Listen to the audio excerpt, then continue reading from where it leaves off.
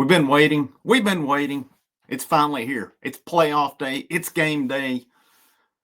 We've been waiting, about 2 weeks now? Of course, there was all kinds of talk going up to it. Tennessee had to take care of business to get in. They did. And then there was the talk. Would they host? Would they go on the road? Of course, we found out they are going to Ohio State tonight. How many Tennessee fans show up there? I've talked to quite a few myself who are going.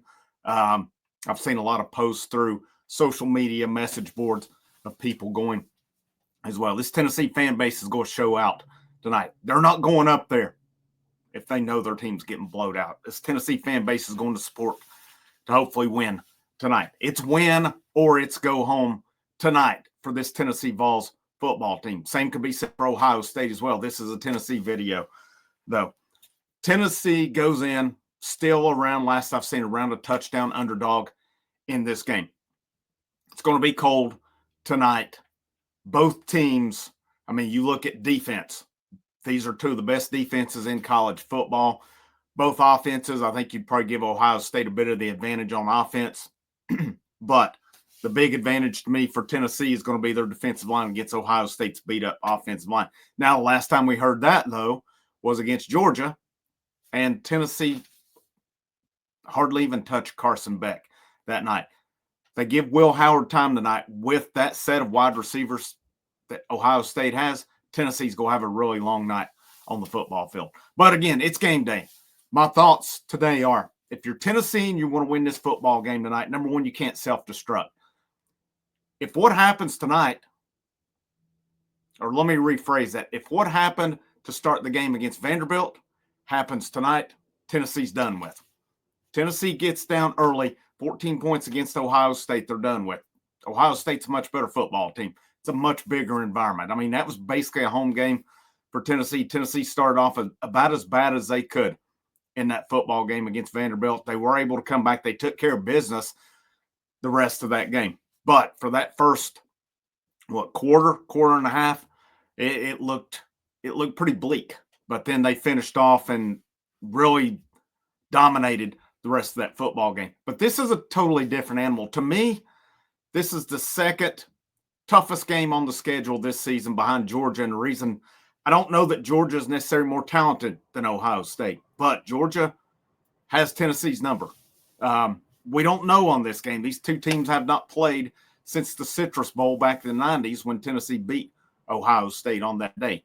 But for Tennessee to win this football game, number one, you can't self-destruct. If you do that, you're going to have a really hard time against this football team because this Ohio State defense, I'll be really surprised if this is a high-scoring game tonight. My pick, I'll reiterate my pick again at the end here. I picked it Monday night when we talked about it. But I don't expect this to be a high-scoring football game. Yeah, if you get down, there's going to be a chance. But with these two types of defensive teams, I think if either team gets in a hole, it'll be hard to come back. Specifically Tennessee, I think it will be.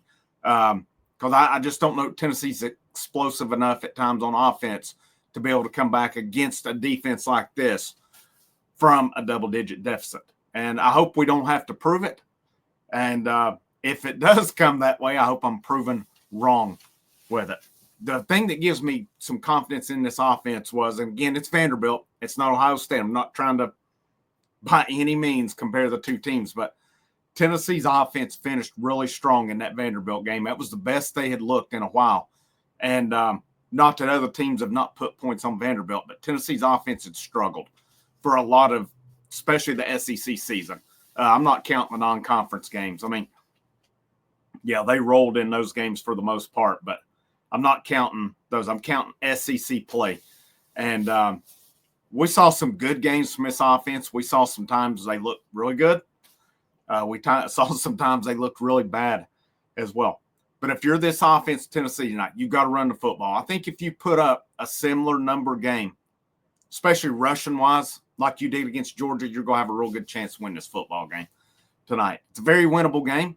It's a very losable game for Tennessee as well. They're going to have to show up and bring. They're going to have to play, I would argue to say, their best football game of the year tonight. And, something as well, we've heard all the talk. I think you got to look at it from the Ohio State perspective. All the talk about Ryan Day, the fans are wanting him out. this team was soft against, yeah, I don't know if they said soft against Michigan, but I'm pretty sure it's been used on it. But, Ohio State probably pretty hungry coming off of that Michigan game. It's win or go home tonight. This coaching staff, you've got to come out with a game plan to win this football game. You've got to play to win the game. You don't play not to lose. You don't understand why. I'm sure most of you understand what I mean by that, just in case you don't, so I don't sound crazy on this. Come out for game plan. Be aggressive. Put it all on the line, because you know what? If you lose tonight, the season's done. If you lose tonight, this season is over with. You're going to have to take some risks. You're going to have to take some chances tonight. Now, if they develop a lead and then they try to tote Dylan Sampson, run at them, so be it. You got to do what you do if you get a lead tonight, and especially if you get one late in the football game. But early on, I'd like to see him be smart with the play calling. We don't need to come out just throw happy. We also don't need to just come out running up the middle every single play.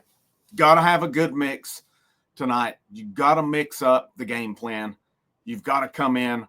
Our receivers, they've got to make plays tonight. Don't know about the status of Squirrel White. And honestly, he's the least of my concern tonight. I need Brew McCoy. I need Dante Thornton. I need Chris Brazel. I need Mike Matthews making plays. Preferably, my main three, I need Brew, Thornton, Brazel. That's it. Mike Matthews has started getting a little more time as the season's gone along. Squirrel he could do his thing, but the thing with me with Squirrel White, not much happens after the catch with it. I need the guys who can make things happen after the catch to do that. That's why I say I'm not that concerned on Squirrel, because normally he catches it. He doesn't get many yards after the catch. Brew McCoy can. I would like to see him run Brew in the slot. I'd like to see him run some slant with him, because at his size and what he's doing, he's a handful to bring down. Thornton, take some shots with you. He is your big play guy. Brazel impressed me against Vanderbilt. He had some big catches. He played a really good game. Mike Matthews stepped up in that Vanderbilt game as well. By my count, Tennessee's going to be down to 6 scholarship wide receivers tonight. And I may be forgetting somebody here, but you're going to have Brew, Thornton, Brazel, Matthews, Squirrel. Squirrel will play, just don't know his health. And Braylon Staley, who we've seen very little of this year. Tennessee had 4 guys hit the portal. And that's why a lot of this outcry right now. Team players should not have to hit the portal before the end of the season, because it makes no sense. I agree with Nick Saban and all these other coaches on it. And you cannot blame the players. They have to do what they have to do based on the time frame with it. This is all on the NCAA. Tennessee, Ohio State, Penn State, whomever should not be having to fight to keep their players through the end of this season. That's a joke. It is ridiculous. And shame on the NCAA for their lack of legislation on this. But if Tennessee, your wide receivers have to make plays. These offensive linemen, tonight, 4 of these 5 starters, this is their last game at Tennessee. Carrick's just trying to get another year. So it's possible he could be back next year. But in the event that he's not, this would be his last game. Cooper May's last game. Javonte Spraggins' last game. John Campbell's last game. Dane Davis' last game. Jackson Lampley's last game. There's possibly 6 dudes playing their last game of their college football careers tonight. Leave it all on the line, guys. Play smart. Bring it. Play every snap like it's your last game tonight. And I think these guys will. I think they know what's on the line. I like tonight having a veteran offensive line in this situation with it. Your tight ends are going to have to make plays. Dylan Sampson has got to hold on to the football tonight, and I think it's like running back coach Darrell Sims has said, take what you get. A lot of Dylan Sampson's fumbles are effort fumbles because he's trying to get every yard he can out of it. Now, if he needs that yard to get a first down, and it's either, especially if it were 4th down, you got to do it. It's either get the first down or fumble. You got to do what you got to do. Take care of the football. Be smart with it tonight, though. And Nico has made significant improvements as the year has gone along. This coaching staff has got to play to his strengths. I would honestly like to see him first play the game, run a boot, a sneak, or something with him. Get him out, because he has said, what was it? He said one game it knocked some sense into him. Let him get out and get hit one time early. See what it feels like in this cold. Let him go. Those quarterbacks who can run, they play their best when you're allowing them to get out and go. Think back to Josh Dobbs a few years back when his better games were. It was when he was allowed to get out and do his thing. When they just sat back and made him a pocket passer in game, that was his worst games. You don't limit a guy who can get out and go. I'm not saying get out and be crazy and get him hurt, but let him get out and get hit, get his blood flowing a little bit early. And I bet you'll see a difference in the way Nico plays tonight. This defensive line, and I guarantee you, Rodney Garner, if he hasn't, he should have been reminding this line every single day since that Georgia game that you got dominated against Georgia. We heard in Vanderbilt about Pavia, how he was going to give this team trouble. He did nothing against this team. He did nothing. He's a good quarterback. Make no mistake about it. That line, again, this is not the same team. I'm not comparing them, but Ohio State's line is down players. Now, here's the difference with them. They still have talent. They still have talent on their line, no matter what. They may be shorthanded. You've got to take advantage of it tonight. We need our James Pierces, Joshua Josephs, your Norman Lott, your Jackson Moy, these guys who've been doing their thing, Tyree West. We need these guys on their games tonight. That secondary, you can't leave them on an island all night. You can't do it. This is, I would venture to say, the best receiving crew that Tennessee has faced this year.